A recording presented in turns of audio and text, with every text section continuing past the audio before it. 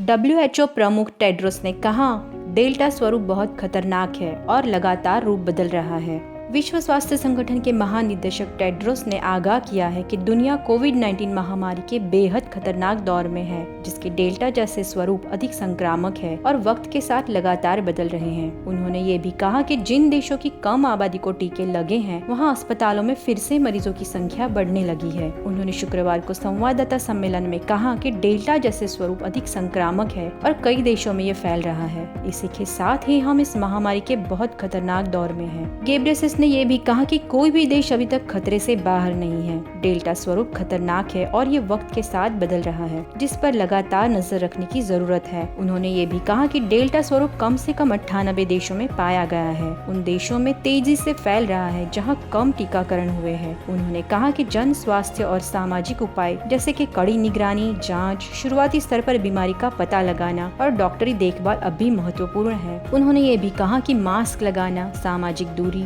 भीड़भाड़ वाली जगहों से बचना और घरों को हवादार रखने की पर्याप्त व्यवस्था अहम है। उन्होंने दुनिया भर के नेताओं से अनुरोध किया कि वे एक साथ मिलकर ये सुनिश्चित करें कि अगले साल तक हर देश की 70% आबादी को कोविड-19 रोधी टीके लग जाएं। उन्होंने ये भी कहा कि महामारी को खत्म करने और लोगों की जान बचाने, वैश्विक आर्थिक बहाली तथा खतरनाक स्वरूपों को पैदा होने से रोकने का ये सबसे अच्छा तरीका है। इस सितंबर के अंत तक हम नेताओं से सभी देशों के कम से कम 10% लोगों को टीका लगाने का अनुरोध कर रहे हैं। साथ ही उन्होंने ये भी कहा कि सबसे पहले भारत में पहली बार पाया गया डेल्टा स्वरूप करीब 100 देशों में पाया जा रहा है। अगर आपको हमारा ये वीडियो पसंद आया है तो हमारे चैनल को सब्सक्राइब कीजिए और बेल आइकन दबाना ना भूलें।